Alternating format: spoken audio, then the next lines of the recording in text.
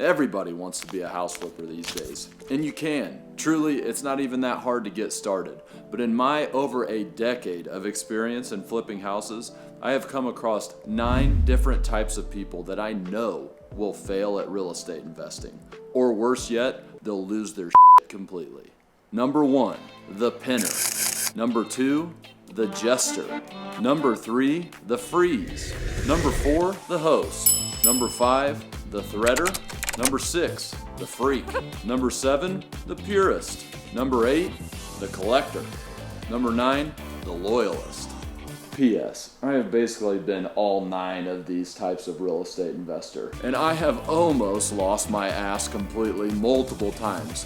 Almost is the key. Maybe that's just like initiation for this game. The pinner. If you have a Pinterest board of all the pretty stuff that you're gonna put in your next house flip, good luck. You know, I used to make some really pretty houses with craftsman cabinetry and cutting edge styles throughout the whole house, and then I decided I wanted to make some money. Heck, I even hand built the doors, cabinets, and even put in an indoor 2-story waterfall. It was great, really. I mean, something to be terribly proud of. There's only one problem. I never made any profit. Flipping is hard and the profits are fleeting. Every single decision needs to be weighed against your bottom line, not what your friends think of your Pinterest board. When I was just getting started out, I certainly spent more time on hows.com than I did in Excel spreadsheets. Over time, I learned that there is an absolute inverse correlation between the time I spend looking at pictures of cool looking houses versus the amount on my bottom line at the end of a project. It's really hard to draw a direct line to how looking at pictures of pretty houses makes you lose money, but here's what I think it is. I think that back then my priorities were wrong. I was thinking what flipping was what I saw on HGTV, not what I know now, which is all on a spreadsheet. What that means is that if I can't take that $623.47 that it cost me to upgrade from a simple subway tile to a golden bordered mosaic and show how that increased the sales price of this property or the rent that I collect on a monthly basis, I am not gonna do it. And I don't think you should either. Or do it. It's your property, I don't care, but you just gotta understand you're not investing. You're speculating, or even worse, you're a hobbyist and you don't even know it. The jester. Cash is king, my friends, and if you don't have any, you are gonna get run over by the freight train that is this industry. You can build spreadsheets until your fingers turn blue, but when the reality of a flip project hits you like a ton of bricks and you find yourself up against the wall, the only thing that will get you off that wall is power, and that power is cash. Without that cash, every decision that you make will be filtered through fear. Fear of missing your next interest payment, fear of not being able to complete the project, or worse, fear of not being able to provide for yourself or your family. Whatever great plans you make about the project, the aforementioned spreadsheeting, they are just not gonna play out in real time. They never do. It's just one unforeseeable problem after another, and you have to get really good at dealing with those problems. But the thing that's gonna help you deal with those problems is having some cash reserves to back you up. When that contractor calls you and tells you, oh man, we found a whatever the heck inside of the wall and it's gonna be X amount of dollars, you want to be able to have the time to sit back and really assess what happened and decide what's best for your project. Maybe even call some other contractors in to give you bids. But if you don't have cash reserves and your back is against the wall financially, you're gonna have to just go with it and move the project forward. But it might not be the best move for that project. And you might be leaving a lot on the table by doing that. My advice is to have at least 6 months of reserves. In fact, I would even have 12 months of interest payments lined up. This cost me so much pain early on. I would end up having to take a discount at the end because I just got to get this thing sold. That's your profit. I still remember at the end of a project that I put on the market for $795,000. that I had to, after weeks of it not moving, had to keep lowering the price, and eventually I took an all-cash offer for $667,000. And I can still remember at closing looking that guy in the eyes as he gave me a dead fish handshake, and his eyes just said, "Gotcha." And that was the moment that changed me forever. Brrr, brrr, brrr, brrr. The holy grail of real estate investing. Buy a house, renovate it, rent it out, refinance, and get all your money back.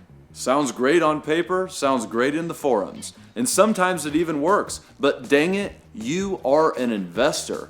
Investors invest cash. It is okay to leave some money in the deal. Here's the problem, is people are so dead set on leaving $0 in a deal, come hell or high water, that they underwrite deal after deal after deal, and they throw them all on their spreadsheet, and they hope that they're gonna find the perfect one. And this is what happens, one of two things.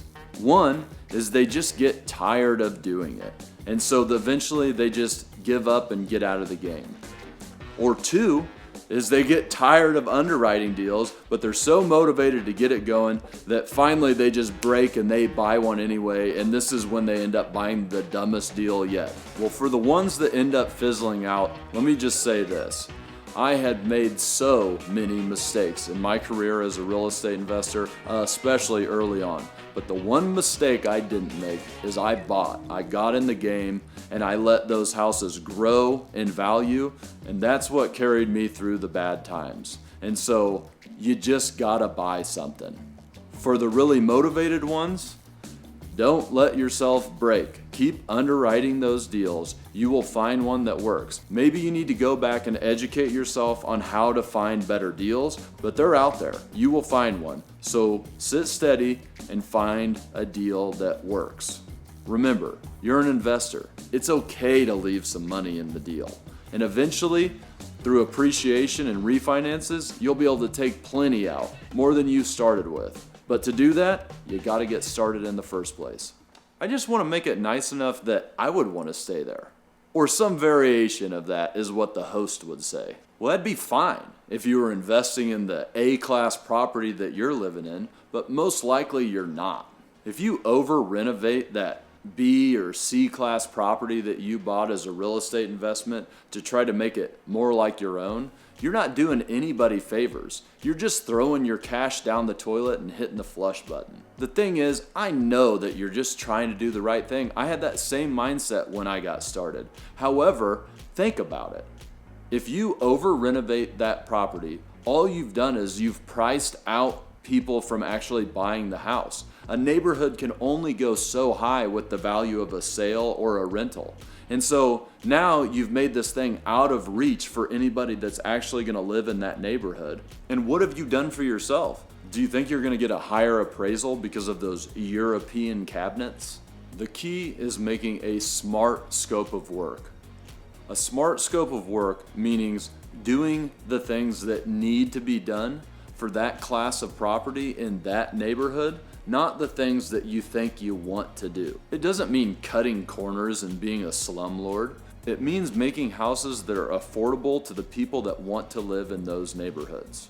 And sure, maybe it's the high end of affordable, but you can't go past the high end. You've just overspent. So if you overdo it, you've only made a problem for yourself and your potential buyer or tenant, unless you're willing to just gift them your hard-earned money. See, you might think that, well, if it's nice enough, they would overpay for it anyway. Sure, if they had the cash and didn't mind that, but they're not getting cash. They're gonna get a loan from a bank. Therefore, the property's gonna get appraised. Do you think it's gonna get appraised for higher than the 6 houses that sold around them, even if it does have those European cabinets? How about rent? I mean, $1,400 is $1,400. They don't really care about those solid core doors that you put in.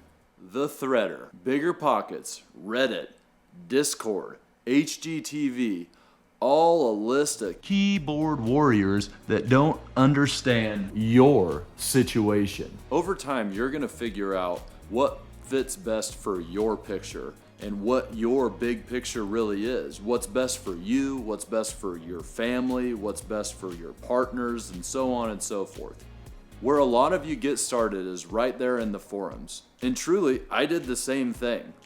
It took me a while to realize that a lot of the people that are on there talking, they're doing a lot more talking and typing than actually flipping houses.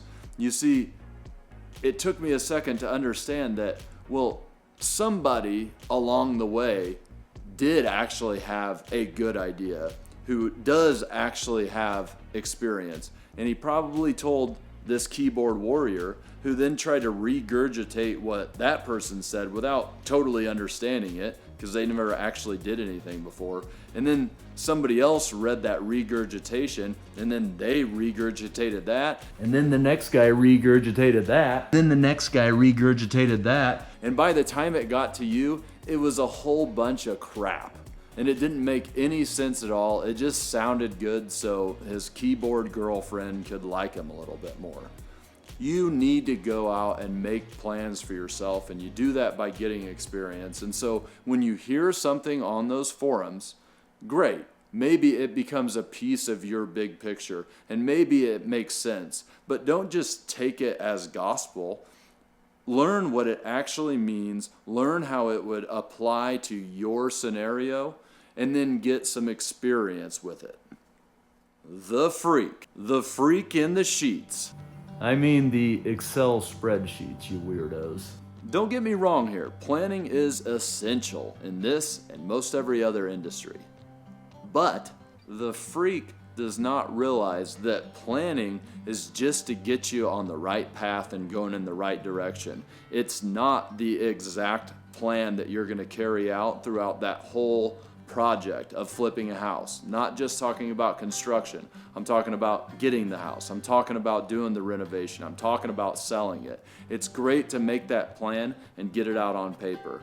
But you just got to know that you need to expect the unexpected, because in this game, the unexpected happens on a daily basis. And people who get so tied up in their spreadsheet and the dollars and cents and don't have any sort of contingencies planned, or have acquired the skills to be able to deal with the unexpected that's ultimately going to happen, they are going to get those sheets blown up.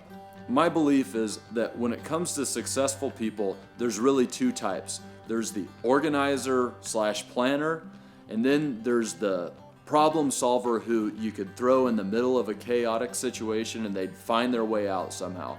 Both have pros and cons. For the planner, or the freak, they have spent their whole life very nicely planning out every piece of every project that they're doing, which is a great thing. They end up overdeveloping that skill and can really see down the scope.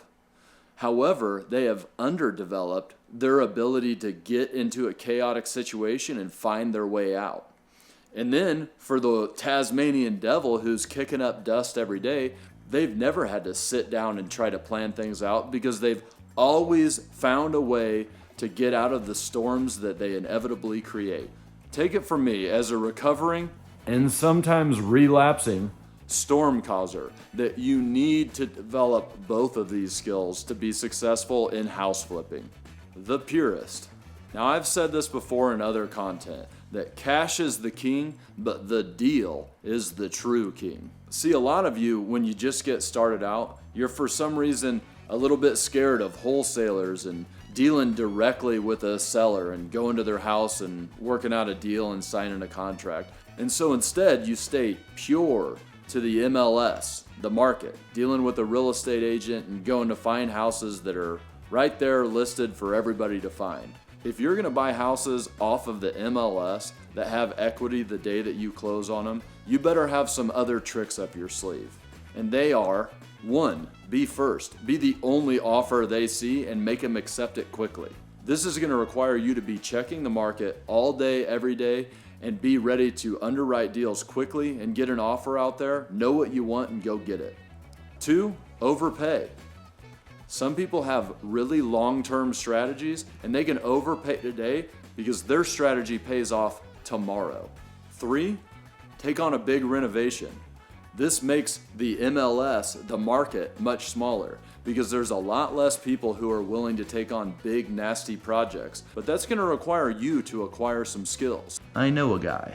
Have cash and be ready to spend it. That's going to make you a much more worthy competitor, but not the only competitor. You see, when you're trying to find a deal, it all comes down to basic economics, supply and demand. So when you go to the market, you have the supply, limited houses, and then the demand, everybody who's looking to buy a house. That makes it really difficult. The people who list their house on the market, they have one major goal, and that's get the most they possibly can for that property, and there's a lot of people who are willing to give it. Now, when you go out and source a deal yourself, direct to seller, or through a wholesaler who has done it direct to seller, you'll still have to pay that person.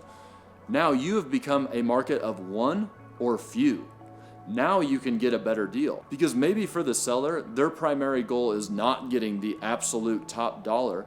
Maybe they want to get out of this house fast. Maybe they don't want to deal with people walking through their house. Maybe who knows? But that is how you find those people. They will not be on the market, and that's where your best deals will come from, dollar for dollar. Because for you, your primary goal is getting the best financial deal on the front end. You probably don't care about the renovation that you have to do or the clean out, or you don't need to go through the house 75 times. This is not to say that you shouldn't be working with real estate agents at all. In fact, really good ones out there, they have a whole list of wholesalers that they work with, or they know how to source deals that make sense for investors. But you have to find a true professional. See, working on the market with a real estate agent is just one of the many tools in your tool bag. And when you find a really good real estate agent, they'll help you tremendously. They'll guide you through the waters of investors on the market. For instance, my wife at www.workingmomsrealty.com finds some of the best deals for her investor clients. Do you want to show your buddy the eclectic properties that you've bought in the coolest neighborhoods? If you have a picture collection or a Google Drive of your portfolio, you might be a collector. This one's going to be really quick. You gotta get your priorities straight. Take your photo album and burn it.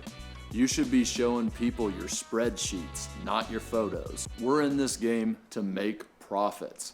Who cares what the address is of your property? The Loyalist. Now this one is a hard one for me to eloquently communicate.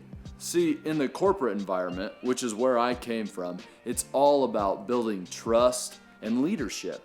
It's about getting results through hiring and delegating to the right people. I truly believe all of that. And when I left the corporate environment to build my real estate investment organization, I took all of those skills with me. However, they just don't quite line up. And I couldn't figure out why. I thought that I could go build a team of contractors and other vendors that you might use on a house flip, and I would have it all going on, just like I did in the corporate days. But I realized it's different. And I wasn't sure how. I couldn't put my finger on it when I first started out. But I think after years in this business, I finally put my finger on it. And the thing is, when you're working in a corporation, your back is not against the wall. And being a small business owner, your back is always against the wall. You're always having to fight against something. And so truly, it's a sea of sharks who are out for blood because they need to put food on their plate, their family's plate, their workers' plates, and you're just blood in the water. You don't have that strong corporate brand at your back. It's Corporation You. And over time, you'll build that brand. And you'll also build a set of vendors that you're proud to work with, that you really can work with trust and leadership with. Now, this is not to say that over time, people won't back Corporation You, but they're not going to on day one. And you need to realize that quickly. You need to take control by equipping yourself with education, then experience, and ultimately skills. More than anything, you need to get yourself a hard nose. Now, I strongly encourage you to take a hard look in the mirror and see if any of those personality types apply to you. I know I had to do the same thing, and unfortunately, I learned about all of those by doing them and realizing they cost me a lot of money. But I'm not here to be dogmatic. And some of these things might be totally antithetical to your strategy.